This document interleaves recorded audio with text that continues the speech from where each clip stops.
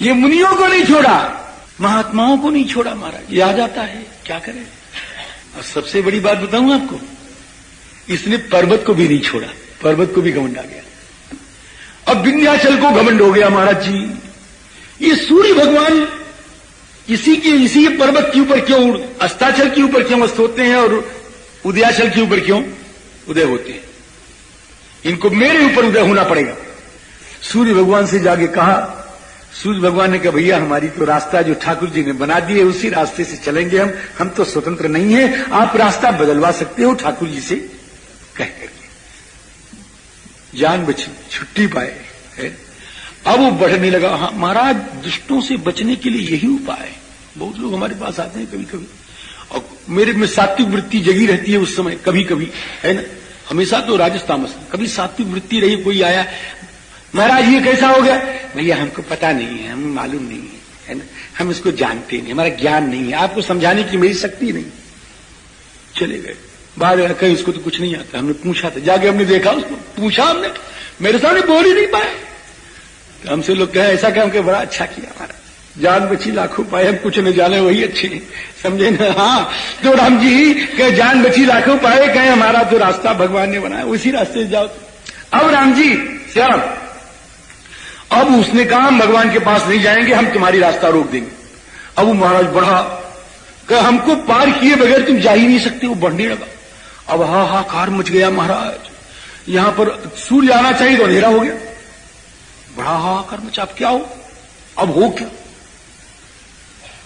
ठीक उसी समय अगस्त जी महाराज पधारी। ये उत्तरी महात्मा है महाराज, ये दक्षिणी नहीं है। आपको निवेदन करूं, कोई दक्षिणी बैठा हो तो माफ करे मेरे को, है ये उत्तरी नॉर्थ इंडियन है।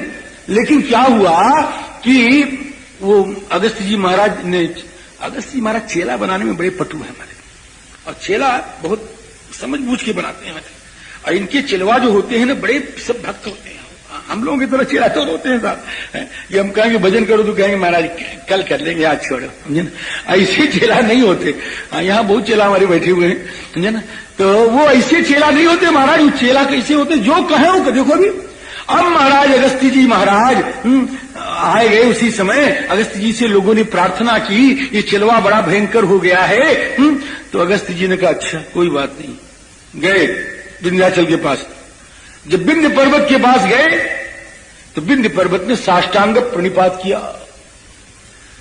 पहले पर्वत चलते थे महाराज जी, और इंद्र जो थे इनका पंख काटते थे। इनका पंख जो है वज्र से, इसीलिए उनका नाम क्या है, गोत्रभित। गोत्रभित, बात बड़े पंडित है, उनका नाम है गोत्रभित। गोत्रम भिन्नति थी, विदिर बिदारणे गोत्रम भिन्नति थी, गोत्रभित है ना। तो राम जी अब ये साष्टांग प्रणिपात किया, दंडवत किया। अगस्त्य जी महाराज ने कहा कि अच्छा बेटा, अब तुमको आशीर्वाद तो हम लौट के आके देंगे, अब तुम ऐसे पड़े रहो तब तक, जब तक हम आवे ना तब तक तुम ऐसे ही पड़े रहो। महाराज आज तक वो महात्मा लौटे नहीं, सच्ची बताओ। वो कहे अब हम उत्तरी से बन गए दक्षिणी, अब साउथ इंडियन बन गए, और महाराज वहीं पर रह गए। वो वहां से फिर लौटे नहीं लौटे राम जी। और ये पड़ा है महाराज आज, ये पड़ा हुआ स्वरूप है विंध्य पर्वत का। हाँ ये पड़ा हुआ स्वरूप। लेकिन महाराज भक्त बहुत है विंध्य। एक बात बताऊं, भक्त बहुत है। इसी विंध्यगिरी की शाखा ये कामतगिरी है। हाँ वो कामतगिरी पर जब ठाकुर आए मेरे राम जी रहने लग गए, तो विंध्य पर्वत तो पूछो मत महाराज, वो घमंडी तो था ही। और क्या है, इधर देखो, इधर देखो क्या है, कहीं उदयाचल अस्ताचल सुमेरु पर्वत, ये वो तुम्हारी पर राम जी आए।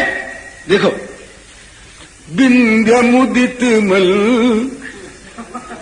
विंध्य मुदित मल, रामायण में लिखा गया है, विंध्य मुदित मल सुख न समाई, कि श्रम बिनु विपुल बड़ाई पाई, श्रम बिनु विपुल बड़ाई। राम जी और विंध्य पर्वत महाराज ऐसे रह गया, इसीलिए इनका नाम है अगस्त्य।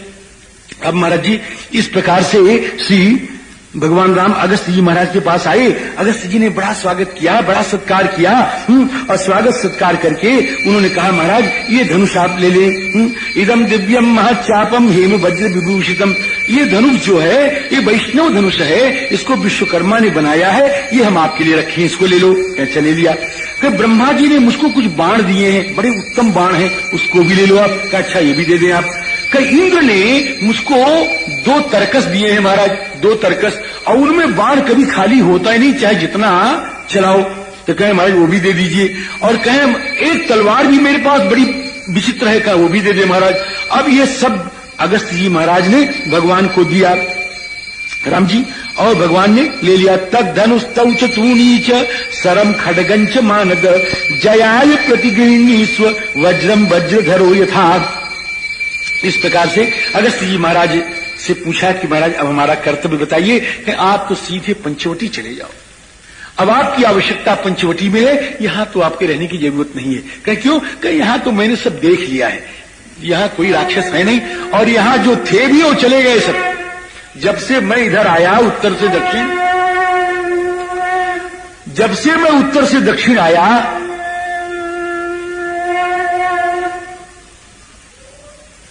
जब से मैं उत्तर से दक्षिण आया तो मेरे दक्षिण आने के बाद वो सब यहां से चले गए। मेरे डर के मारे यहां कोई नहीं आता। मारे आप तो पंचवटी पहुंचो, पंचवटी पहुंचो, वहां आपकी जरूरत है।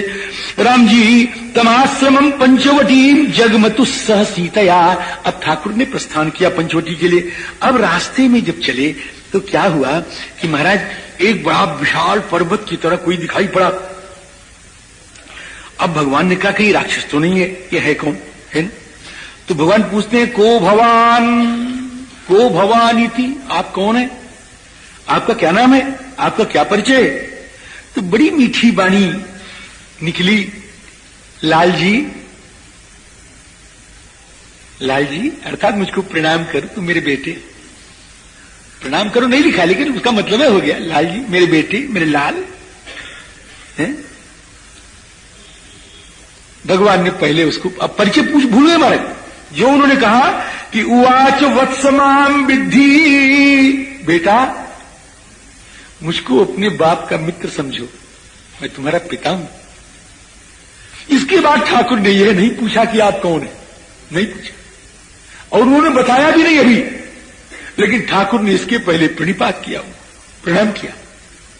जब मेरे पिता का मित्र है तो कोई क्यों न हो मेरा आदरणीय है। मर्यादा देखें। उवाच वत्समाम विद्धि वयस्यम पितुरात्मनः सतम पितृसखम मत्वा पूजयामास राघवः। पितृसखम मत, मेरे पिता का दोस्त है, यही इतना पर्याप्त है। किसलिए, किसके लिए, किसके लिए? मेरी पूजा करने के लिए, मेरे सत्कार करने के लिए, इतना ही पर्याप्त है। वशिष्ठ जी महाराज ने भरत जी महाराज से कहा कि हे भरत, वो सामने आने वाला व्यक्ति तुम उसको देख रहे हो कि हाँ महाराज, कि इसका परिचय सुन लो, ये राम सखा निषाद राज है। निषाद राज सुनने की आवश्यकता श्री भरत ने महसूस नहीं की। राम सखा इतना सुन करके, राम सखा सुनी सिंदन त्यागा, चले उतरी उमगत अनुरागा, तो मतवा पितृशखम पूजयामा। राम जी ने उसका पूजन किया। और फिर उसके बाद राम जी उन्होंने अपना परिचय दिया कि मैं कौन हूं, मैं कैसे हूं। अब ब्रह्मा से बड़ा एक अध्याय, एक सर्ग में परिचय है महाराज, एक सर्ग में पूरा परिचय कि मैं ब्रह्म शुरू किया महाराज अव्यक्त से, और वहां से कह के बिनता जी, मेरी दादी का नाम बिनता है। मेरी दादी समझते ना, दादी मैंने क्या कहा, दादी मैंने मेरी माँ की सास, मेरी माँ की सास, माँ की सास की बाप की माँ है, पिता की माँ की सास नहीं है। राम जी तो हमने तो 2 कह दिया, अब आपको जो अच्छा लगे सो मान लो। हाँ जी, तो राम जी एक ही मानोगे, दोनों मानोगे? राम जी हाँ जी, चलो हाँ जी। तो राम जी सीताराम, मेरी दादी जो है उसके 2 पुत्र महाराज जी, दादी के मेरे 2 पुत्र, एक का नाम श्री गरुड़ जी और एक का नाम अरुण, और दादी का नाम बिंता। बिंता जी के 2 पुत्र, एक का नाम गरुड़ और एक का नाम अरुण। तो अरुण जी महाराज जो सूर्य के रथ के सारथी हैं, उनसे दो बेटे पैदा हुए। एक का नाम जटायु और दूसरे का नाम, एक का नाम संपाति और दूसरे का नाम जटायु। अब उसी में मैं जटायु हूं और मैं 60,000 वर्ष से यहां रहता हूं पक्षियों का सम्राट होकर के। हे रघुनंदन, तुम्हारे पिता और हमारी उम्र एक है, तुम्हारे पिता की और हमारी उम्र एक है, और हम तुम्हारे पिता के मित्र हैं। हे रघुनंदन, कभी श्री राघवेंद्र दशरथ सम्रांगण में समर कर रहे थे, वहां से गिर पड़े, और जब गिर पड़े तो मैंने उनको अपने पंखों पर लोप लिया और पंखों को लेकर के भूमंडल पर आया, और भूमंडल पर आकर के मैंने उनकी सेवा की, और मेरे सेवा से वो स्वस्थ हो गए और उन्होंने मुझको मित्र बना दिया। रघुनंदन, मुझे मांसाहारी पक्षी को तुम्हारे महापुरुष पिता ने अपने मित्र का दर्जा प्रदान कर दिया, लेकिन हंत मैं इतना अभागा रहा कि उसके बाद मैं अपने पिता का, अपने मित्र का कभी दर्शन पा नहीं पाया, उनके किसी काम आ नहीं पाया। आज रघुनंदन, मैं तुम्हारी प्रतीक्षा आज से नहीं कर रहा हूं, जब से तुम चित्रकूट आए हो तब से प्रतीक्षा कर रहा हूं। श्री राम, जब से तुम दंडकारण्य आए हो तब से तुम्हारी प्रतीक्षा कर रहा हूं, लेकिन तुम्हारे सामने आ नहीं सकता था मेरे लाल। क्यों? कि गिद्धों का अचानक मडरा करके उतरना असगुन माना जाता है। मैंने सोचा कि मैं तुम्हारे सामने कहीं जाके उतरूंगा मडरा करके, लाल जी तुम्हारा कुछ असगुन न हो जाए, इसलिए तुम्हारे पास नहीं आया, और बहुत दूर से तुमको देख रहा हूं, प्रतीक्षा कर रहा हूं। अब आ रहे हैं लाल जी, अब आ रहे हैं लाल जी। आज तुमको देख करके मैं निहाल हो गया, कृतकृत्य हो गया, मेरा जीवन सफल हो गया। राम जी, श्री जटायु महाराज ने ऐसा कहा है। और हे रघुनंदन, आप यही मेरे पास में रहो, मैं तुम्हारी सहायता करूंगा। आज से आज मैं तुमको एक वचन दे रहा हूं कि तुम कहीं भी चले जाओ, लक्ष्मण कहीं भी चले जाएं, कहीं भी घूमाओ, अपनी पत्नी किशोरी को यहीं छोड़ देना। ये लाडली किशोरी की मैं रक्षा किया करूंगा, जैसे बाप अपने बेटी की रक्षा करता है। हे रघुनंदन, अगर इसके लिए मुझे अपना प्राण भी विसर्जन करना पड़ेगा तो मैं प्राण देकर के भी इसकी रक्षा करूंगा। सोहम वास सहायस्ते भविष्यामि यदि इच्छसि, इदम दुर्गम ही कांतारम मृग राक्षस सेवितम, सीतांच तात रक्षसे त्वयि जाते सलक्ष्मणे, जटायुषम तू प्रतिपूज्य राघव। जटायु जी का बड़ा सम्मान किया। अमुदा परिस्वज्य च, और प्रेम पूर्वक श्री जटायु को उठा करके अपने हृदय में लगाया। मुदा परिस्वज्य, धन्य हो रघुनंदन। सन्नतः अभवत, नतः माने विनम्र हो, ऐसे पड़ा। सन्नतः माने अच्छी तरह बड़ी विनम्रता पूर्वक नमन किया है। सन्नतः। सियाराम जी, अब पितुर्रि सुस्राव, तो फिर कैसे हुआ? हमारे पिताजी ने आपको क्या कहा, आप दोनों में क्या क्या बातें हुई?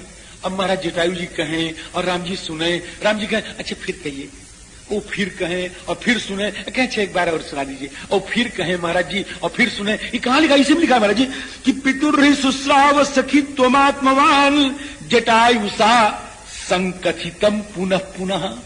तो बार बार कहें और ये बार बार सुने, और कथित के साथ एक सम उपसर्ग लगा हुआ है कि संकथितम, अने कहा नहीं, अच्छी तरह कहा। अच्छी तरह कहा महाराज क्या है? ये सुनो हो, कथा सब कहते हैं, कथा तो सब कहते हैं, लेकिन कथा तो वही है जो हिचकियों में कही जाए, जो आंखों के आंसुओं में कही जाए, उसका नाम कथा है। तो संकथिता, अने गदगद होके कहें, रोमांच कंकित होके कहें, रो के कहें, और ठाकुर उसको रो के सुने। जटायुषा संकथितम पुनः पुनः। अब वहीं पर महाराज सतत्र सीताम परिदाय मैथिलीम, फिर देखिए शब्द देखिए, सीता और मैथिली को श्री रघुनाथ जी ने जटायु जी को समर्पण कर दिया। ये सीता और मैथिली कहने का भाव, सीता का मतलब जो परम पवित्र है, जिसका जिसका आश्रय बड़ा पवित्र है, ऐसी सीता को, और मैथिली का मतलब कि जैसे बाप को बेटी को समर्पण किया जाता है, वैसे रघुनंदन ने श्री सीता को समर्पण कर दिया। सतत्र सीताम परिदाय मैथिलीम सहैव तेनाति बलेत बक्षिणा। और फिर जटायु महाराज के साथ ऐसा ना हो कि हम चले जाए फिर तुम कहो कि अशुभ होता है तो न आओ, इसलिए चलो मेरे साथ चलो, अब तो वहीं रहना है आपको, अब यहाँ रहना भी नहीं, यहाँ आपको कौन देखभाल करेगा, वहां चलिए। अब हम अब 3 नहीं है, अब हम हो गए 4 है। तो लक्ष्मण कहे हाँ भैया चले। अब महाराज अब जटायु जी को साथ में लेके गले चले हो, ये शब्द ही आचार्यगण इसका आस्वादन कर रहे हैं कि ये साथ में लेके चलने का मतलब कि अब से जितने दिन रहे ठाकुर जी ने जटायु जी की सेवा की है। महाराज जी जगा श्री राम जी सहैव तेनाति बलेन पक्षिणा जगाम ताम पंचवटीम। अब पंचवटी में पहुंचे महाराज जी, और पंचवटी में जब पहुंचे तो भगवान ने कहा लक्ष्मण अब कुटिया बनाओ कहीं पर, और जैसा मन हो ऐसा बनाओ। लक्ष्मण जी तो आए और महाराज जी रोने लग गए। कहे क्यों? कहे आपने तुमको मालिक बना दिया और हम सेवक बनना चाहते हैं। कहे मैं समझा नहीं। तो आपने कहा अपने मन से बनाओ। नहीं ऐसा नहीं, हम अपने मन से नहीं बनाएंगे, हमको तो आज्ञा दो, हम तो परवान रहना चाहते हैं, स्वतंत्र नहीं रहना चाहते। परवान अस्मिका कुस्थ त्वयि वर्ष शतम स्थिति। कहे तुम इतने बड़े हो गए, 27 वर्ष वो हो गया और इधर 10, 11, 12 कितना हो गया जी, अरे लगभग 40 वर्ष के होने को तुम आ गए हैं, अभी तुम स्वतंत्र नहीं हुए। तो कहे वर्ष शतम स्थिति, सैकड़ों वर्ष बीत जाए तो भी हम परवान ही रहना चाहते हैं, हम स्वतंत्र नहीं बनना चाहते हैं महाराज जी। अच्छा भगवान ने कहा अच्छा देखो बताते हैं, देखो यहाँ पर नदी भी है, यहाँ ऐसा है, यहाँ ऐसा है, यहाँ पर तुम कुटी बना लो, ऐसी कुटी बना लो महाराज जी। और राम जी इहाश्रम पदम रम्यम यथावत कर्तुम अर्हसी। अब लक्ष्मण जी महाराज ने कैसी पर्णकुटी बनाई है, एक बड़ी और एक छोटी, और अपने हाथ से बनाई। महाराज गजब है इसका, आप पढ़ो इसको, ये महाराज जी लगभग 14 श्लोकों में वर्णन है, हम तो कह पाएंगे नहीं, आप इसको पढ़ना। कहाँ थूनी रहना चाहिए, कहाँ थाम रहना चाहिए, कहाँ बड़ेर रहना चाहिए, और कैसे उठना चाहिए, कहाँ पत्ता लगेगा, कहाँ क्या लगेगा, ये सारा वर्णन इसमें है। वो लक्ष्मण जी ने को कौन सिखाया राम जाने, हम तो जानते नहीं महाराज। असुसंघृष्ट परिस्वज्य। और लक्ष्मण जी महाराज जब कुटी बना लिए, भगवान ने देखा, भगवान खुश हो गए और भगवान की आंखों से प्रेम के आंसू गिराए, और भगवान उनको उठावे और हृदय से लगावे, और फिर लगावे हृदय से, और फिर मुंह देखें, और फिर हाथ देखें, अरे इन्हीं हाथों से मैंने बनाया रे, और खूब देखें, और कहते हैं कि आज तो ऐसा लगता है कि मेरे पिताजी मरे नहीं है। क्या कहते मरे?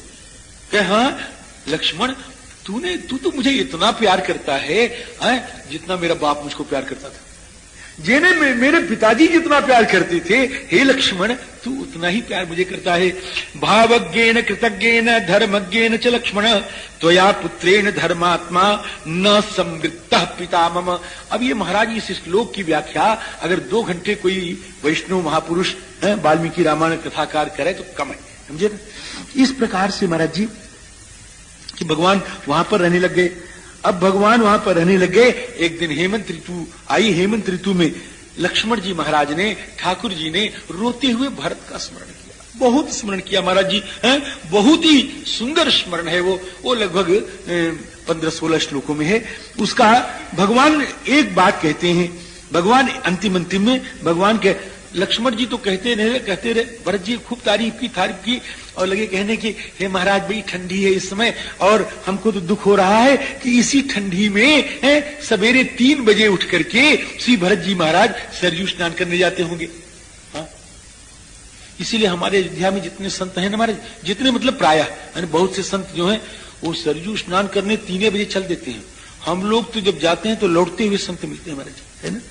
हाँ ये कह रहे हैं देखो, कथम त्वपर रात्रेषु सरयूम अवगाहते। तो राजी संत लोग सरयू स्नान करते हैं, भरत जी करते होंगे, कैसे करते होंगे। और कहते कहते ऐसा पुत्र, इतना बहुत गुण कहा भरत जी का, बहुत गुण वर्णन किया, और कहते हैं ऐसे महाराज श्री भरत जी जो हैं हमको दुख है कैकेयी से पैदा हो गई। राम जी ने सुना, सुन के कान खाए, लक्ष्मण कहे हाँ, तुम जो कहते रहे वही कहो।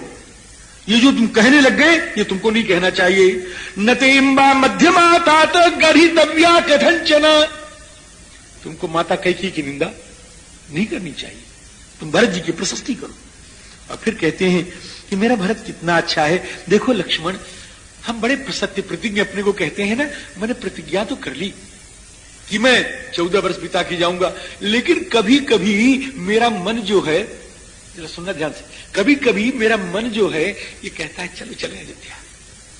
क्या कहते हैं कि बिल्कुल ठीक कहता हूं, कभी कभी मेरा मन कहता है चलो अयोध्या चलें। क्यों? कि जब मेरा भरत याद आता है, जब मेरे भरत का स्नेह याद आता है,